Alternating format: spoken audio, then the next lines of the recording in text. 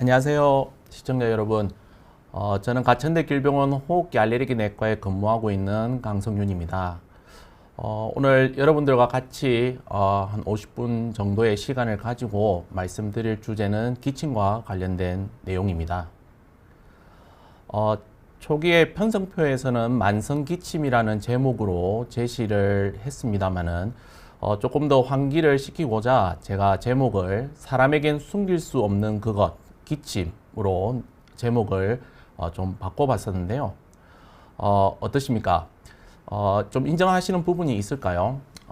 어떻게 보면 숨길 수 없지만 또 숨기려 하면 좀 더 드러나게 되는 그런 부분들이 아마 기침이지 않을까라고 말씀드릴 수 있겠습니다. 그래서 오늘 제가 말씀드릴 내용은 일단 기침에 대한 정의에 대해서 말씀을 드리고요. 이후에 기침이 발생되는 어떤 과정이랑 그런 기침으로 인해서 발생되는 영향에 대해서 말씀을 쭉 드리고요. 다음에는 본격적으로 만성기침에 대해서 유병률과 그리고 만성기침이 발생되는 원인 그리고 최근에 만성기침을 바라다 보는 그런 어떤 패러다임에 대한 변화에 대해서 말씀을 드리고 마지막으로 오랫동안 기침을 하시는 경우에 있어서 어떻게 대처를 하는 것이 좋을까에 대한 정리를 끝으로 말씀을 드리고자 합니다. 자, 우선 기침을 말씀드리기 앞서서 기침에 대한 정의부터 말씀을 드리도록 하겠습니다. 우리가 보통 기침을 국어사전에 찾아보면 다음과 같은 내용이 제시되어 있습니다. 기도의 점막이 자극을 받아 갑자기 숨소리를 터트려내는 일이라든지 아니면 목소리를 가다듬거나 목구멍에 걸린 가래를 떼기 위해 일부러 숨을 터트려 나오게 하는 일 또는 그런 숨소리라고 기재되어 있습니다. 어떻게 보면 우리 몸을 보호하기 위해서 뭔가 작동을 하는 그런 어떤 행위라고 우리가 이해를 할 수 있는데요. 어른들이 보통 해수나 해소로 이야기하시는 분들이 있는데 이것 또한 기침을 이르는 옛말이라고 이해를 하시면 되겠습니다. 보통 외래에서 내원하신 환자분들께서 간혹 헷갈리는 부분 중에 하나가 기침과 재채기가 있을 건데요. 이 재채기라고 하는 것은 쉽게 말씀드리면 코로 숨을 뿜어내는 일입니다. 그 이유는 코 안에 어떤 자극이 있기 때문에 그 자극을 받아서 실제 코 안에 이물을 밖으로 빠지게 하기 위한 하나의 결과물로서 코로 숨을 내쉬는 일을 우리가 재채기라고 정의하고 있습니다. 그렇기 때문에 실제로 우리가 기도에서 발생되는 결과인 기침과 재채기는 분명히 그 근원이 다르다라는 부분들을 우리가 말씀드릴 수 있겠고요. 아울러서 이제 영어 사전에 있어서도 우리가 국어 사전과 똑같이 우리 기도를 어떻게 보면 보호하기 위한 또는 깨끗하게 유지하기 위해서 갑자기 터트려내는 그러한 행위들을 우리가 기침이라고 정의하고 있습니다. 자, 그러면 이제 기침에 대한 발생에 대해서 제가 그림으로 보여드리도록 하겠습니다. 우리가 이제 기침이라고 하는 것은 일종의 우리 몸을 지키기 위한 반사작용입니다. 그렇기 때문에 우리 주변의 모든 요소들이 어떻게 보면은 이런 기침을 발생시킬 수 있는 하나의 원인으로 나타날 수 있는데요. 여기서 보시면 이제 자극인 경우에는 크게 물리적인 자극과 그리고 화학적인 자극 그리고 염증 반응을 통해서 나타나는 물질들이 있습니다.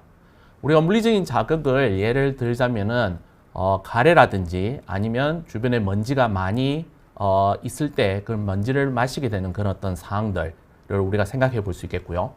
그다음에 화학적인 자극인 경우에는 우리 특정 냄새, 냄새 중에서는 좋은 냄새도 있지만 또는 그렇지 않은 역한 냄새도 있겠죠.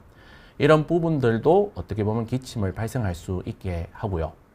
아울러서 이러한 기침을 일으키게 하는 다른 어떤 질환, 그 질환이 가지고 있는 어떤 염증 반응의 결과로서 어떻게 보면 기침이 발생될 수 있는 하나의 자극원으로 작용을 하고 있습니다. 이러한 자극들이 내 몸으로 들어와서 실제로 우리 몸속에 분포되어 있는 여러 가지 수용체를 만나게 되면 그 수용체에서 결국에는 감각신경을 통해 뇌로 이렇게 기침을 해야 되는 사항이라고 정보를 전달하고 있습니다.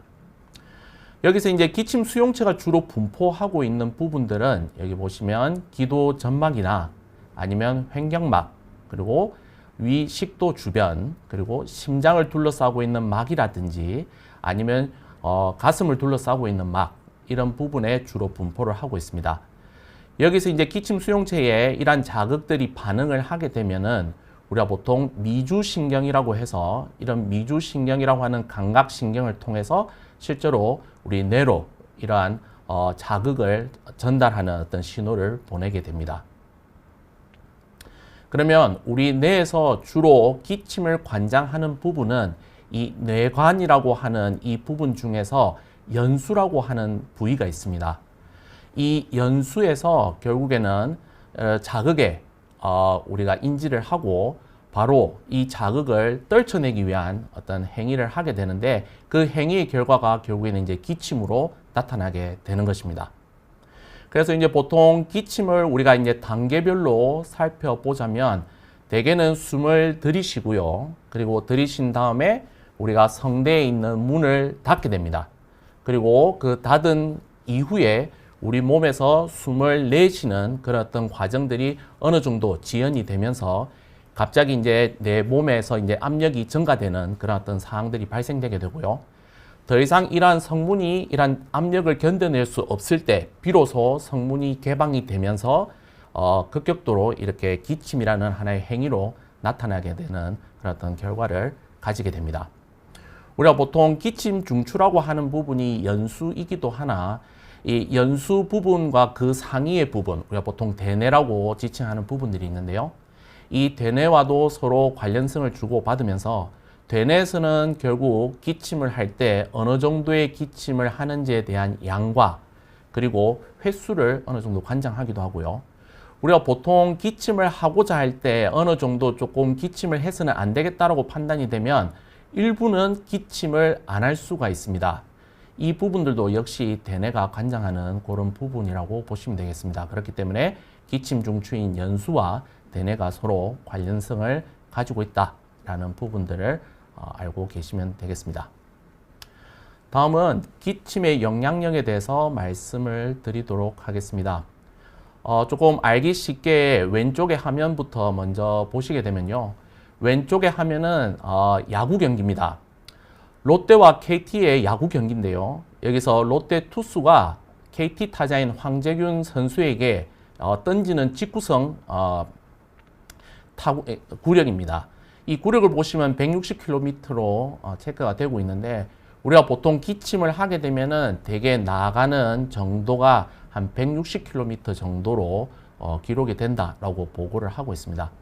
그 정도의 속도이기 때문에 실제적으로 빠르기도 하지만 이런 부분들이 갑자기 이제 기도를 통해서 밖으로 배출되는 경우에 있어서 본인이 느끼는 그러한 어떤 영향력도 의외로 크다라고 말씀을 드릴 수 있을 것 같고요. 앞서 제가 이제 기침이라고 하는 것은 반사작용이고 적어도 우리 몸을 보호하기 위한 수단으로 잘 알려져 있기 때문에 예전에 만성 기침 환자와 정상인을 비교한 그러한 결과에서도 보시면 정상인인 경우에 시간당 대개는 한 번 정도의 기침을 하는 것으로 우리가 확인을 할 수 있습니다.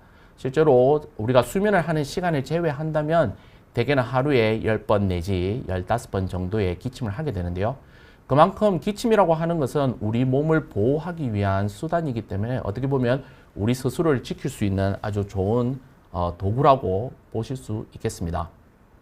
그런데 문제가 이러한 우리 몸을 보호하는 수단인 기침 자체를 일으키는 기침 반사가 줄어들게 되면 어떠한 결과를 초래하게 될까요? 대표적으로 우리가 외부로부터 들어오는 이물을 제대로 배출시키지 못하기 때문에 그러한 이물들 중에서는 분명히 미생물도 포함이 될 것이고요. 그러한 미생물 중에 어떻게 보면 폐렴을 일으키는 그런 미생물이 우리 몸으로 들어오게 되거나 혹은 바이러스라든지 이런 부분들이 우리 몸으로 들어왔을 때 그것을 제대로 대처하지 못하게 된다고 하면 그런 결과로 우리가 이제 폐렴을 일으키게 할 수 있는 부분입니다. 어떻게 보면 기침을 자주 하는 것도 문제지만 기침을 반드시 해야 됨에도 불구하고 그렇지 못하는 경우들도 기침을 많이 하는 경우에 못지않게 아주 큰 문제라고 볼 수 있겠습니다.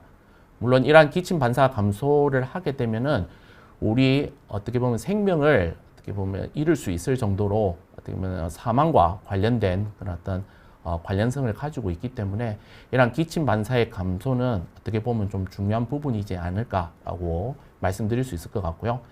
특히나 이제 보고에 따라서 나이가 들면 들수록 노인층에서 이러한 기침 반사가 감소되고 있다라는 그런 결과들도 있기 때문에 이 기침이라고 하는 것은 무엇보다도 우리 몸을 지키기 위한 하나의 수단이다라고 이해를 해 주시면 좋겠습니다. 자, 그러면 이제 본격적으로 만성 기침과 관련된 이야기를 하기에 앞서서 그렇다고 하면 우리가 우리 몸을 보호하고 있는 기침이 시도 때도 없이 계속 지속되는 상황이라면 과연 어떠한 결과를 초래하게 될까요? 여러분들 중에서도 아마 여러 번 기침을 하면서 느끼셨던 증상들이 있으실 겁니다. 뭐 대표적으로 기침을 자주 하게 됨으로써 목이 아프다든지 그 다음에 심지어 기침을 너무 발작적으로 하는 경우에 있어서는 구토가 발생되거나 아니면 두통이 나타나는 경우들도 있습니다. 그리고 특히 여성인 경우에 있어서는 이러한 자주 발생되는 기침으로 인해서 요실금이 발생되는 경우들, 대표적으로 복압성 요실금이라고 해서 이러한 기침이 가지고 있는 영양력들이 결국 방광에 전달이 되고 그 방광에 전달되는 어떤 영양 때문에 이제 요실금이 발생되는 거죠. 이런 부분들이 중년 여성에 있어서 만성 기침의 아주 큰 합병증으로 우리가 자리 잡고 있습니다. 아울러서 기침이 조절되지 않고 계속 지속이 된다면 외래로 가슴 통증이라든지 아니면 엑스레이 촬영에서 늑골이 골절되는 사항들도 발생될 수 있고요. 무엇보다 제일 중요한 것은 아래 보시는 그림처럼 우리 일상생활에 아주 큰 지장을 일으키게 됩니다. 우리가 일에 집중하고 싶어도 기침을 계속하기 때문에 일에 집중할 수 없는 부분들도 있고요. 그리고 최근 코로나19 상황과 더불어서 이러한 기침이 자주 발생되는 사람인 경우에 있어서 여러분들이 반대로 생각해 보면 대중교통을 이용하시거나 공공장소에 가셨을 때 전혀 모르는 분들이 기침을 정말 자주 하시는 경우가 있다면 어떻게 하시겠습니까? 저 역시도 한 발짝 물러서거나 아니면 어떻게 보면 시야를 반대로 돌리거나 이런 부분들이 분명히 있을 것입니다. 그것처럼 실제 본인이 이렇게 기침을 많이 하게 되면 주변으로부터의 어떤 사회적인 거리감들이 분명히 나타날 수 있기 때문에 이 모든 것을 다 종합해 본다면 기침을 오랫동안 함으로 인해서 우리가 삶의 질이 저하될 수 있다는 것은 어떻게 보면 당연하다고 말씀드릴 수 있겠습니다. 그렇기 때문에 만성 기침을 우리가 평가하는 지표에 있어서도 적어도 삶의 질이라는 지표를 이용해서 만성 기침이 어느 정도 조절이 되는지 또는 얼마 정도 악화되는지를 우리가 평가해 볼 수 있는 거고요. 그래서 우리 몸을 보호하는 기침이지만 적어도 환자가 불편감을 느끼는 비정상적인 기침, 우리는 이러한 기침을 병적인 기침이라고 우리가 정의를 내리고요. 그렇기 때문에 이러한 비정상인 기침인 경우에는 적어도 이러한 기침을 정상화시킬 수 있는, 이런 정상화시킨다는 것이 기침을 없앤다는 것이 아니라 적어도 내 몸이 보호할 수 있는 수단의 정도까지 조절할 수 있는 그러한 기침의 어떤 원인을 위해서, 원인을 확인하기 위해서 진단이나 치료가 필요하다라고 말씀드릴 수 있겠습니다. 자, 그러면 이제 본격적으로 만성 기침에 대한 정의부터 시작을 해보도록 하겠습니다.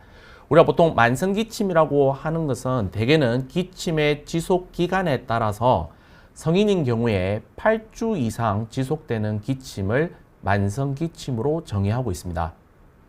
그렇다고 하면 이제 8주 이내로 발생되는 기침도 역시 마찬가지로 우리가 기침이 발생되는 기간에 따라서 급성 기침과 아급성 기침으로 나눠 볼 수 있는데요.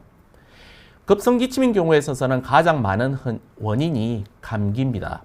이 감기인 경우에는 대개는 바이러스 감염으로 인해서 발생되는 경우들이 많은데요. 이러한 감기로 인해서 발생되는 급성 기침인 경우에는 대개는 2주 이내로 저절로 좋아지는 특징을 가지고 있습니다. 하지만 이러한 어떤 경우에 따라서 감기 증상 이후에 나타나는 어떤 후유증의 결과로 2주 이상, 즉 3주 이상 지속되는 기침들이 발생될 수 있고요. 이러한 기침들을 우리가 보통 감염 후 기침이라고 정의하고 있습니다. 근데 이제 이러한 감염 후 기침도 마찬가지로 급성 기침과 마찬가지로 시간이 지나면 저절로 좋아지는 경우들이 있는데요. 경우에 따라서는 이렇게 오랫동안 지속되는 만성 기침의 전 단계로서 기침이 시작되는 경우들도 분명히 있기 때문에 여러분들이 만약에 기침을 오랫동안 하신다면 적어도 3주 이상 지속되는 기침이 있다면 적어도 원인에 대해서 한 번 정도 평가를 해 보시는 것이 필요하다라고 말씀드릴 수 있겠습니다. 다음은 만성기침의 유병률에 대해서 말씀을 드리도록 하겠습니다. 이 만성기침의 유병률은 지금까지 조사된 내용을 쭉 종합해서 보고가 됐던 결과에서는 적어도 10명 중에 1명은 만성기침으로 고생하고 있다라고 보고를 하고 있고요. 여기서 이제 보시는 그림에서 빨갛게 표시되어 있는 부분들은 상대적으로 유병률이 높은 지역이고요. 색깔이 연한 부분은 상대적으로 낮은 지역입니다. 그래서 그림에서 보시면은 미주 지역이나 아니면 유럽 지역에서는 상대적으로 만성기침에 대한 유병률이 높고요. 아시아 지역에서는 한 4.4%로 이들 지역보다는 다소 낮다라고 보고되고 있습니다. 우리나라인 경우에는 지역사회 역학조사라든지 아니면 국민건강영양조사를 이용해서 실제적으로 만성기침에 대한 유병률을 조사를 해봤을 때 대개 3%에서 5% 사이에 유병률을 가지고 있다라고 보고를 하고 있습니다. 그러면 이런 만성기침이 발생될 수 있는 원인에 대해서 말씀을 드리면 우선 앞서 기침 반사를 일으키는 모든 원인들은 어떻게 보면 기침을 유발시킬 수 있는데요. 이러한 원인들 중에서는 환경적인 원인이라든지 아니면 약제와 관련된 원인들이 있습니다. 우리가 이제 환경적인 원인 중에서 가장 흔한 원인 중에 하나가 바로 흡연인데요. 특히나 이제 간접 흡연이든 직접 흡연이든 평소에와는 달리 기침에 대한 횟수가 늘어났을 경우에는 어느 정도 일정 기간 이러한 흡연으로부터의 영향력을 좀 회피할 수 있는 그러한 어떤 자세가 필요하겠습니다. 그것뿐만 아니라 최근 우리 사회에서 이제 이슈가 되고 있는 미세먼지라든지 황사 그리고 대기 오염들도 이러한 기침을 일으키는 하나의 원인으로 지목될 수 있는 부분이 있고요.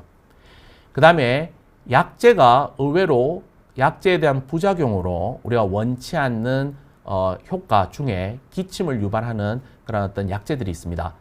대표적으로 고혈압 약제인데요. 우리가 성분으로 보면 안지오텐신 전환 효소 억제제라고 하는 약제가 적어도 이러한 어떤 기침을 유발시키는 그런 어떤 원인으로 지목되고 있습니다.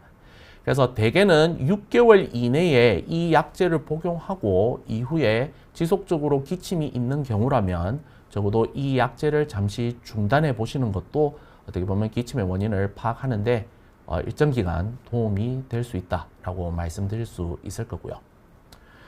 그리고 우리가 보통 오랫동안 기침하는 경우에 있어서는 적어도 폐라든지 기도 주변에 침범하는 질환들을 반드시 살펴보게 될 건데요. 우리가 이제 영상에서 실제적으로 폐라든지 기도를 침범하는 이런 질환들도 어떻게 보면 기침을 유발할 수 있습니다. 그렇기 때문에 우리나라에서 이러한 폐라든지 기도 질환을 침범하는 질환들 중에서 조금 다빈도로 나타날 수 있는 질환들 중에서는 결핵이 있을 수 있고요. 그 다음에 기관지가 비정상적으로 넓어짐으로써 발생되는 기관지 확장증, 그리고 우리가 폐암, 그리고 나아가서 폐기종이라고 해서 오랜 흡연이라든지 그리고 여러 가지 어떤 땔감이라든지 어떤 연료를 오랫동안 태운 결과 이후에 발생되는 COPD의 하나의 어떤 나타나는 결과로서 이러한 어떤 폐나 기도에 침범하는 다수의 질환들도 이러한 기침이 발생될 수 있습니다. 그래서 이런 부분들은 적어도 이러한 폐라든지 기도를 침범하는 질환들을 영상학적인 검사를 통해서 파악하게 된다면 그 부분에 대해서 치료를 하게 되고 그 치료를 통해서 적어도 이제 기침을 조절해 볼 수 있겠습니다. 하지만 영상인 검사에서도 불구하고 이러한 영상 소견이 정상임에도 불구하고 지속적으로 기침이 발생되는 환자분들이 있습니다. 오른쪽에 보시는 이 그래프는 실제로 우리나라에서 상급 의료기관에 이 만성적인 기침으로 찾아오시는 분들에 의해서 어떤 원인으로 기침이 발생되는지를 조사한 내용이었습니다. 그래서 이제 표에서 보시면 제일 많은 수가 상기도 질환이고요. 그 다음에 천식과 호상구 기관지염 순으로 우리가 확인이 되었습니다. 이 상기도 질환이라고 하는 것은 간략하게 말씀을 드리면 비염이라든지 우리가 축농증이라고 불리는 부비동염으로 인해서 발생되는 기침으로 이해를 해주시면 될 거고요. 그 다음에 이제 천식이랑 그 다음에 호상구성 기관지염이라고 하는 것은 둘 다 천식성 기침으로 우리가 지칭을 하고 대표적으로 기관지에 호상구성 염증으로 인해서 발생되는 하나의 결과로 나타나는 현상이라고 보시면 되겠습니다. 그래서 어떻게 보면 기도에 발생될 수 있는 상기도와 하기도의 질환이 전체 원인의 50 내지 90%를 차지하고 있다라고 보고를 하고 있고요. 외국인 경우에 있어서는 이러한 만성기침의 원인이 상기도인 질환과 천식, 다음으로 흔한 원인이 위식도 역류 질환들이 있습니다. 하지만 우리나라인 경우에는 위식도 역류 질환에 대한 유병률이 좀 낮은 편이기도 하고 실제 보고에 있어서는 정말로 위식도 역류 질환으로 인해서 발생되는 기침의 유병률은 상대적으로 많이 낮은 편이었습니다. 그래서 영상 검사에서 어느 정도 정상인 소견을 가지고 있는 만성기침인 환자인 경우에 있어서는 상하기도 질환이 많은 수를 차지하고 있다. 특히 우리나라에서는 그런 부분들을 좀 이해를 해주시면 좋을 거고요. 그래서 이러한 원인 질환이 만약에 파악이 된다면 상기도 질환인 경우에 비염과 부비동염을 치료하고 그 다음에 천식성 기침이라고 일으키는 천식과 그 다음에 호상구성 기관지염인 경우에는 흡입기 치료를 통해서 그리고 위식도 역류 질환인 경우에는 우리 프로톤 펌프 저해제라고 하는 PPI라고 하는 약제를 통해서 지속적으로 이제 치료를 하게 되면 어느 정도 원인에 대한 치료를 하기 때문에 그 결과로서 기침을 조절할 수 있을 것이다 라고 이제 생각을 했었던 거고요. 지금까지 이제 진행됐던 연구 결과들을 보면 이러한 접근을 통해서 적어도 이제 치료를 했을 경우에 대개는 90%가 기침이 좋아진다라고 이제 보고를 하고 있습니다. 아울러서 이러한 어떤 원인으로 인해서 발생되는 원인 질환으로 인해서 발생되는 기침도 결국에는 한 가지 원인뿐만 아니라 두 가지 이상의 원인이 나타나는 경우들도 있고요. 연구자에 따라서는 많게는 60% 이내 60% 정도가 이러한 두 가지 이상의 원인으로 기침이 발생된다고 알려져 있습니다. 이러한 방법들을 우리가 해부학적인 진단 접근법이라고 보통 지칭을 하는데요. 결국에는 앞서 말씀드렸다시피 기침 반사가 발생되는 미주신경, 그 미주신경에서 분포하고 있는 수용체가 분포하고 있는 지역들, 이 지역에서 발생되는 어떤 질환들을 근본적으로 해결을 하게 되면 우리가 오랫동안 지속되는 기침을 조절해 볼 수 있을 것이다 라는 어떤 개념하에 지금까지 해부학적인 진단 접근법이 만성기침을 관리하는 주된 하나의 치료 트렌드가 되었습니다. 그런데 문제가 만성기침을 주소로 해서 내원하시는 외래 환자분들을 주로 문진을 해보면요. 실제로 원인이 확실하지 않음에도 불구하고 기침이 지속되는 경우들도 있고요. 그리고 앞서 말씀드렸던 여러 가지 다빈도의 질환에 대해서 진단하고 그거에 대한 치료를 했으면서도 불구하고 기침이 지속되는 경우들도 있습니다. 아울러서 만성기침이라고 하는 것이 기침으로 끝나면 좋겠지만 기침과 전혀 별개의 기침을 전혀 유발하지 않는 사항이라든지 사소한 자극에도 기침이 발생되는 경우들을 우리가 심심찮게 볼 수가 있습니다. 그렇다고 하면 이러한 사항들을 적어도 우리가 앞서 말씀드렸던 해부학적인 접근법으로 접근하는 것이 과연 올바를까라는 의문을 가질 수밖에 없습니다. 그래서 최근에는 이러한 어떤 기침이 발생되는 경우가 결국에는 어떤 질환으로 인해서 오랫동안 기침이 발생되는 것으로 생각하지 않고요. 우리가 가지고 있는 기침 반사가 과도하게 반응을 하고 앞서 말씀드렸던 이런 질환들이 결국에는 그러한 어떤 반사를 계속 자극시키는 하나의 악화 인자로 작용하기 때문에 기침이 오랫동안 지속된다라고 설명을 하고 있습니다. 그래서 우리는 이러한 부분들을 기침 과민성이라고 설명하고 있고요. 그래서 우리가 오른쪽 아래에 보시는 그림처럼 기침 과민성이 적어도 있는 환자에서 환경이라든지 약제, 그리고 상하기도 질환, 그리고 위식도 역류가 동반이 되었을 경우에 이러한 비정상적인 기침 반사가 계속 더 악화되는 그런 어떤 악순환을 초래하게 된다라고 이제 설명을 할 수 있는 것이죠. 그래서 이제 국내의 데이터인데요. 국내에 우리가 상급 병원으로 만성기침을 주소로 내원한 한 환자분들을 대상으로 해서 실제로 이제 만성기침, 여기서 보시는 이제 만성기침이라고 하는 것은 앞서 말씀드렸던 여러 가지 원인 질환으로 인해서 발생되는 기침 환자를 뜻하고요. 아래의 원인 미상의 만성기침은 여러 가지 검사라든지 치료를 했음에도 불구하고 특별히 기침이 발생되는 원인이라든지 그런 부분을 찾을 수 없는 경우들을 우리가 정의하였습니다. 그래서 한 500여 명의 환자를 대상으로 해서 이들이 가지고 있는 기침 이외에 가지고 있는 증상들을 조사를 해봤었는데요.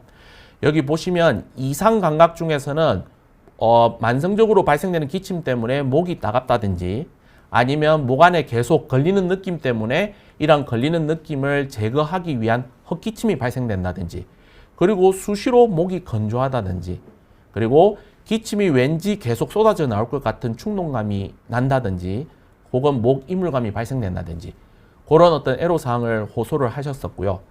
아울러서 우리가 기침이 생길 수 있는 자극이 아님에도 불구하고 찬 공기라든지 건조한 공기에 기침이 발생된다라고 말씀을 해주셨고 이외에 가래라든지 담배 연기, 그 다음에 자세가 변경되었을 때, 특히 누워있을 때, 그리고 이제 말하거나 그리고 특정 향을 노출을 시켰을 때 기침이 발생된다라고 이제 보고를 하였습니다.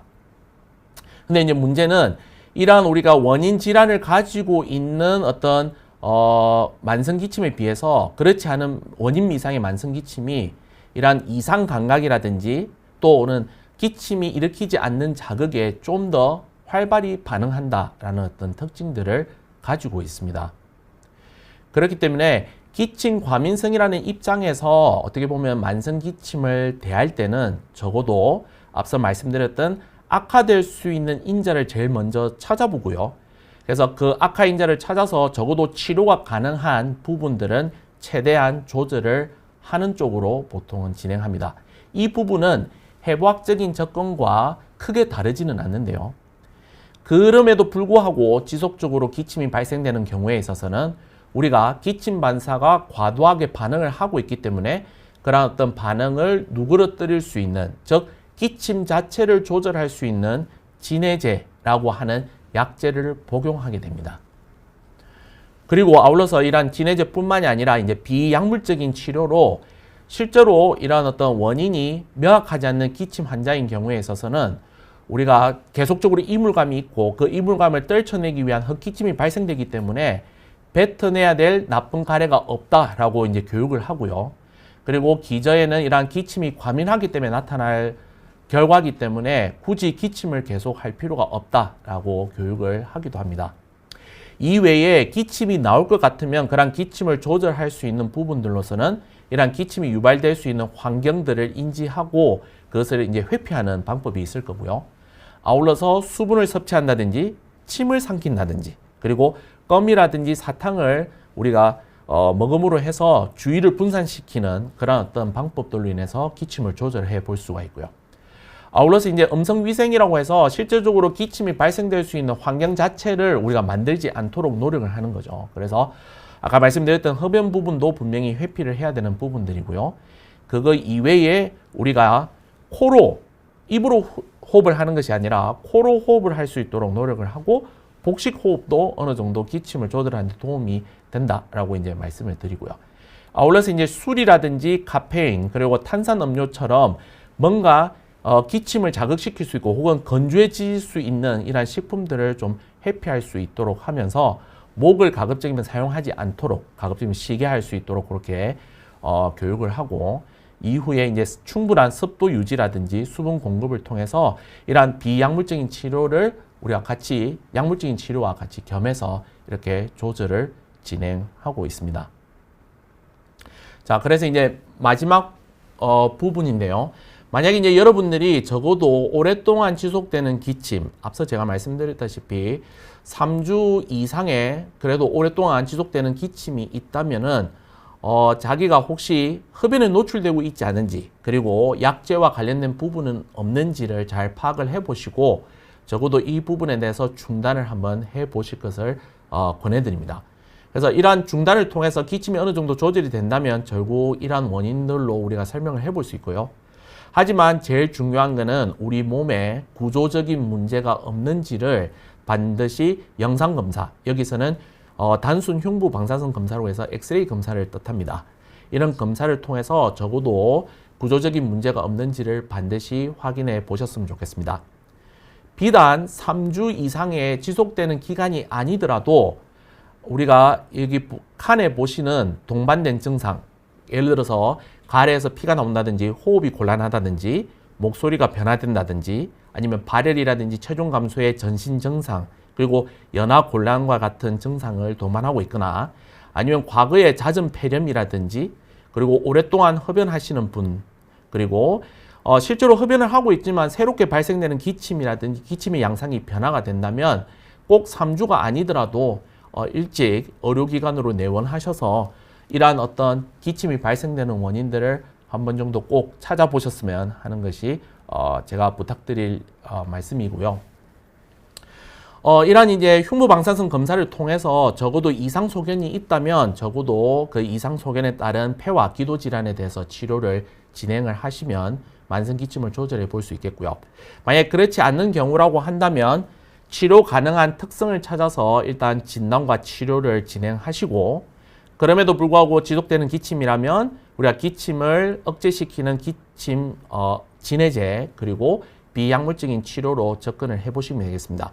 그래서 이러한 접근에도 불구하고 만약에 조절이 안 된다면 마찬가지로 한 번 정도 더 폐와 기도 질환이 있는지 여부를 반드시 좀 평가를 해 보시는 게 어느 정도 만성 기침을 대하는 좀 자세가 아닐까라고 말씀드릴 수 있을 것 같고 이런 부분들을 통해서 적어도 만성 기침으로부터 조금이나마 여러분들이 조금 도움을 받으실 수 있을 듯 싶습니다. 그래서 이제 제가 말씀드린 부분은 여기까지고요. 정리는 이제 지금 여러 개 나와 있는 질문을 먼저 답변을 드리고 마지막 마무리하는 사항에서 다시 한 번 더 언급하는 쪽으로 진행을 해 보겠습니다. 자, 그러면 지금까지 질문을 많이 올려주셨는데요.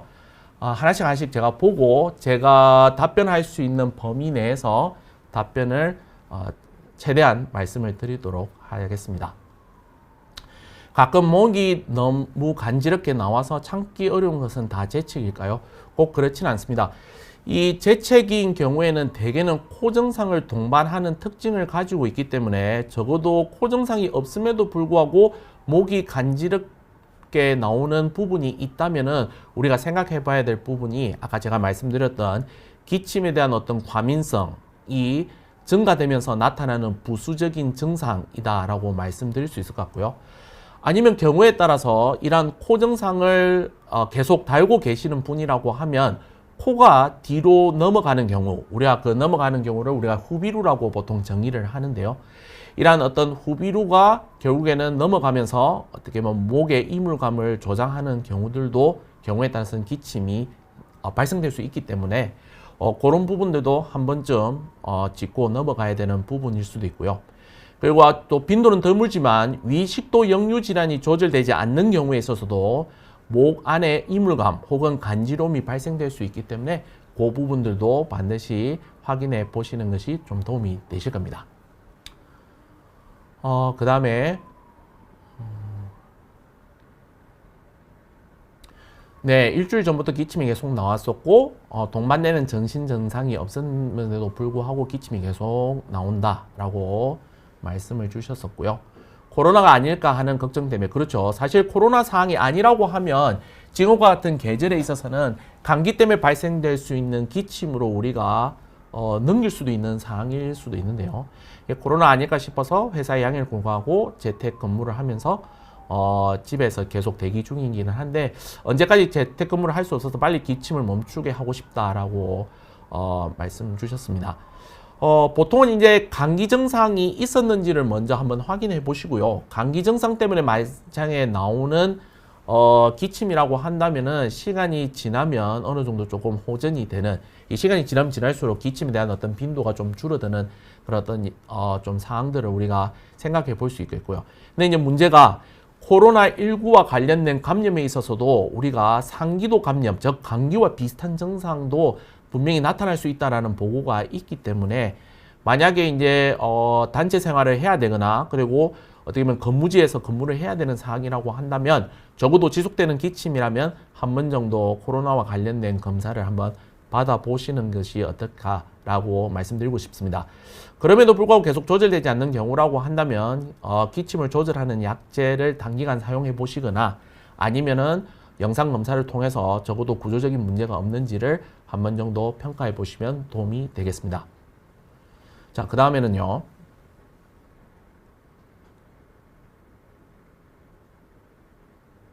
네. 폐섬유화증과 관련된 기침에 대해서 언급을 해주셨는데요. 앞서 제가 이제 발표 자료에서는 제가 특별히 언급을 하진 않았지만 간질성 폐질환, 우리가 이제 특발성 폐섬유화증도 간질성 폐질환의 한 부류로 속해져 있는 질환 용어고요. 이러한 어떤 간질성 폐질환인 경우에서도 오랫동안 기침을 한다라고 알려져 있습니다. 대개는 오랫동안 기침을 하는 경우이긴 하지만 건성 기침, 보통 가래를 동반하지 않는 기침들이 좀 많다라고 보고를 하고 있고요. 물론 폐섬유화증이 조절이 되지 않는 경우에 있어서 기침이 발생되는 경우들도 있지만 그 이외로 질환 자체의 어떤 영향력 때문에 전반적으로 전신 증상이라든지 전신 상태가 상당히 많이 떨어져 있는 상태라고 한다면은 어떻게 보면 우리가 기력이 쇠하다고 말씀을 드리는 거죠. 그런 경우라고 하면 우리가 이제 식사를 하는 도중에 있어서도 사례가 될 수 있는 가능성들이 분명히 있을 거고요.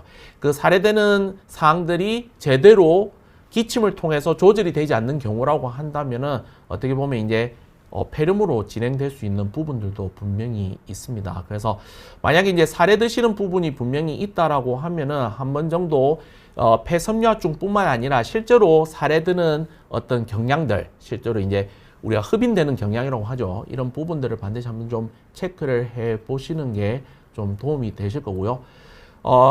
폐섬유화증인 경우에서도 사실은 이제 기침을 조절하기 위한 여러 개의 시도가 진행되고 있기는 하지만 다른 질환들에 비해서 기침의 조절이 그렇게 아직은 쉬운 편은 아니라는 점을 좀 사전에 말씀드리고 싶습니다.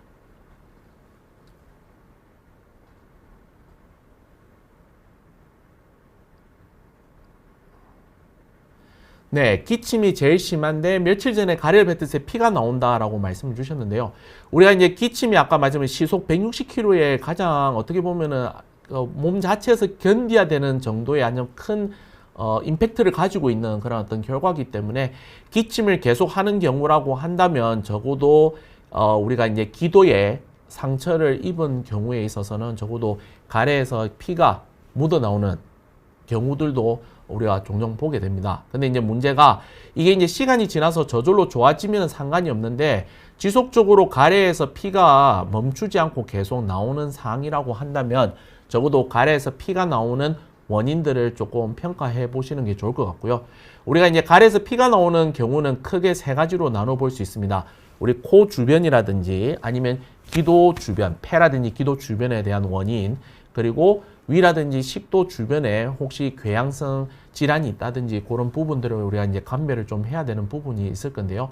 적어도 이제 그런 부분들을 한 번 정도 좀 체크를 해 보시면은 좀 도움이 되지 않겠나라고 말씀드릴 수 있을 것 같습니다. 그리고 같은 분이 계속 질문을 주셨는데요. 한 달 전부터 숨쉬기도 불편하다라고 질문을 주셨습니다. 우리가 이제 치료 가능한 특성들 중에서 천식성 기침이라고 제가 말씀드렸던 부분이 있는데, 천식성 기침인 경우에 있어서는 비단 기침뿐만이 아니라 기침과 동반되는 다른 호흡 증상도 우리가 동반을 하게 됩니다. 그 호흡 증상들의 대표적인 것이 쌕쌕거림이라든지 호흡곤란일 수 있는데요. 만약에 이러한 어떤 숨쉬기가 불편한 정도가 어떤 시간에 따라서 좀 변동상이 있다. 예를 들면 이른 새벽이라든지 야간에 이렇게 증상들이 조금 더 심한 양상을 보이거나, 아니면 예전으로 거슬러 올라서 감기가 한번 들 때 남들보다 좀 오래 가는 그런 어떤 특징들을 가지고 있다면은 한 번 정도 천식성 기침에 대해서 반드시 조금 짚고 넘어가야 될 부분들이 있습니다. 그래서 기침을 지속적으로 하면서 숨쉬기가 불편하다면은 적어도 오랫동안 기침하는 어떤 원인들 중에서 치료 가능한 특성, 그 중에서 천식성 기침에 관한 그런 어떤 검사, 그리고 그 검사에 따른 치료를 좀 받아보시는 게 도움이 되지 않겠나라고 말씀드릴 수 있겠습니다. 미세먼지로도 기침이 날 수 있습니다. 네, 미세먼지는 어떻게 보면은 우리 기관지라든지 폐에 상당히 많은 영향을 주고 있습니다. 이 영향을 주고 있는 것 자체가 어떤 입자가 작아서가 아니라 그 미세먼지가 가지고 있는 어떤 화학적인 반응 혹은 염증을 일으키는 그런 반응들 때문에 어떻게 보면 기침을 발생시킬 수 있는 하나의 자궁원으로서 충분히 작용할 수 있기 때문에 이런 미세먼지라든지 황사라든지 그리고 먼지가 많은 공간에서 기침이 생길 수 있는 부분들은 어떻게 보면 물리적인 요인뿐만 아니라 화학적이라든지 염증 매개 물질로 인해서 발생될 수 있는 기침으로 우리가 설명을 해 볼 수 있겠습니다. 마스크 착용하시면 만성기침에 도움은 됩니다. 앞서 제가 말씀드렸다시피 만성기침인 경우에는 이상 감각도 있지만 전혀 기침이 나오지 않는 상황에서도 우리가 기침이 발생될 수 있는데, 가장 흔한 원인이 찬 공기, 그리고 건조한 공기였습니다. 그렇기 때문에 마스크를 착용을 하게 되면 아무래도 이러한 찬 공기로부터 우리 몸을 보호해 줄 수 있고요. 그리고 마스크가 가지고 있는 어떤 그 공간 내에서는 다른 주변의 환경보다도 온도가 다소 좀 높은 부분들이 있기 때문에, 그리고 이제 습도라고 하는 부분들도 어느 정도 이제 보충을 할 수 있는 부분들이 있기 때문에 마스크를 착용하실 때 만성 기침에도 도움이 될 수 있다라고 말씀을 드릴 수 있을 것 같고요.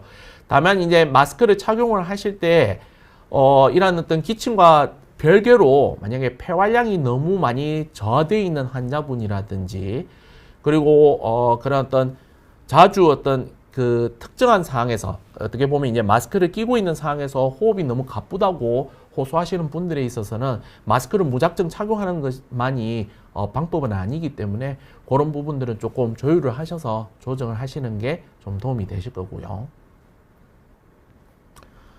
네, 호흡기 알레르기과 가신 이유가 궁금하다라고 해주셨는데요. 인상이 푸 닮았다고 하셨네요. 네, 감사합니다. 네, 제가 원래 별명이 푸가 맞습니다. 네, 푸같이 닮았죠. 네, 그래서 답이 되실지 모르겠고, 제가 이제 사실은 제일 관심 있었던 분야는 이제 알레르기 분야였었고요. 사실 이제 알레르기 분야라고 하는 것은 주변 환경에서 어떻게 보면은 남들이 일으키지 말아야 될 반응임에도 불구하고 과민하게 반응하는 경우들이 알레르기라고 우리가 정의할 수가 있는데요. 이런 알레르기가 어떻게 보면 이제 환경적인 요인들, 이런 시대가 이제 흘러감에 따라서 좀 더 우리 주변에서 자주 볼 수 있고 또 부각될 수 있는 그런 어떤 좀 매력이 있었기 때문에 제가 이제 알레르기 학을 이제 전공을 하게 됐었고요.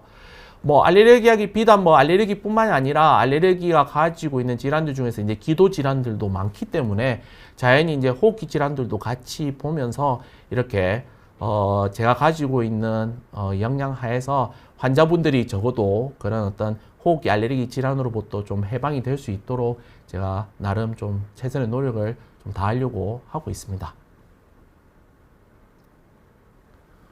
그렇고 코로나 기침이랑 만성 기침을 구별하는 경우가 사실은 어렵습니다.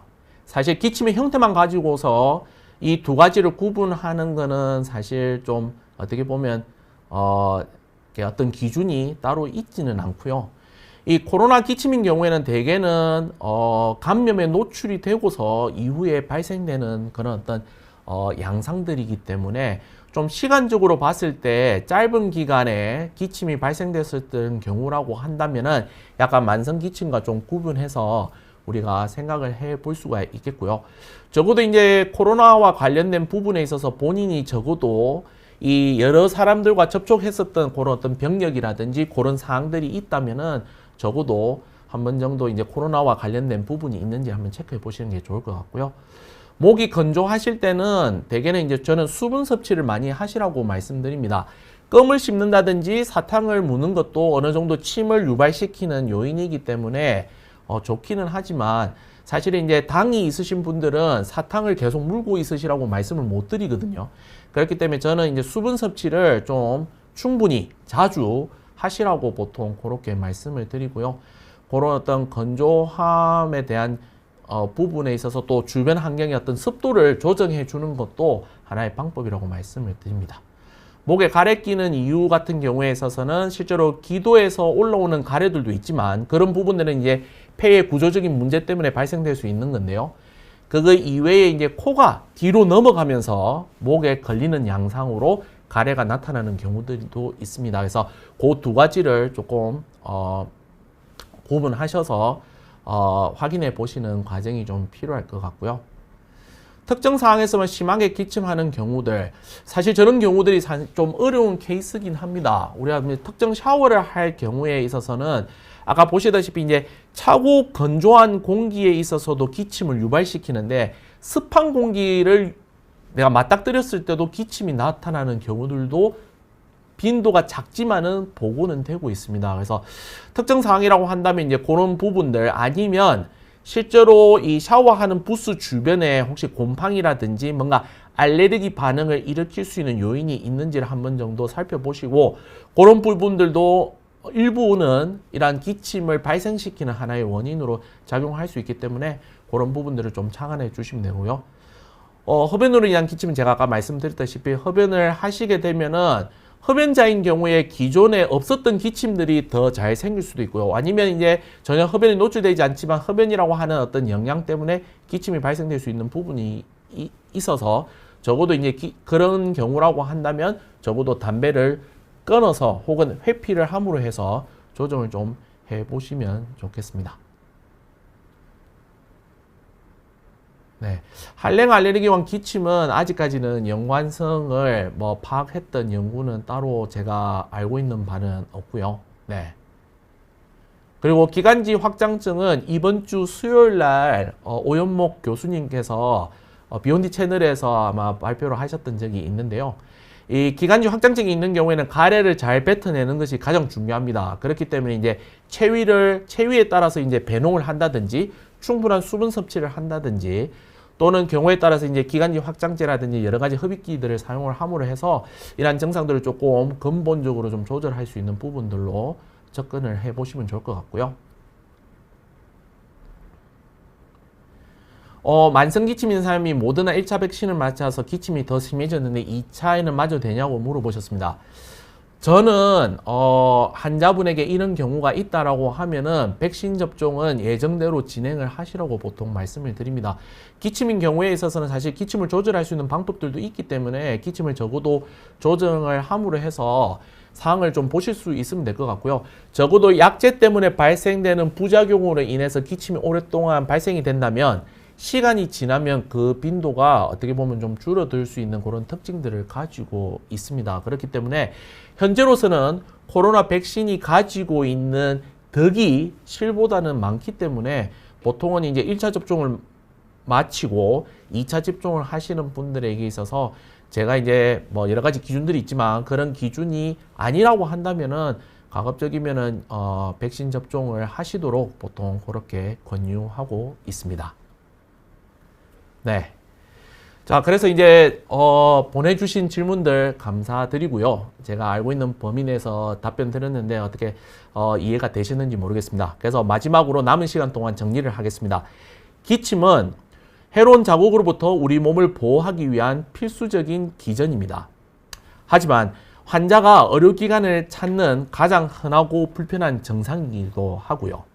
그렇기 때문에 여러분들이 만약에 오랫동안 지속되는 기침이 있다면 적어도 그 원인을 찾고 그에 맞는 치료가 필수적이다라고 말씀드릴 수 있겠습니다. 이러한 원인들 중에서는 아까 말씀드린 흔한 원인들 중에 상하기도 질환이라든지 위식도 역류 질환 또는 기타 질환들도 확인을 해봐야 되고요.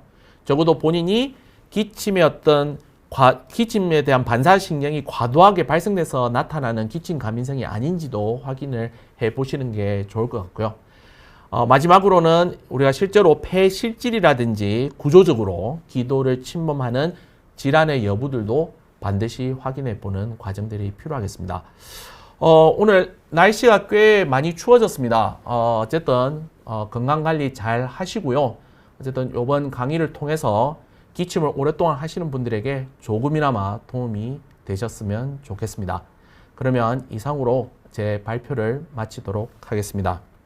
경청해 주셔서 감사합니다.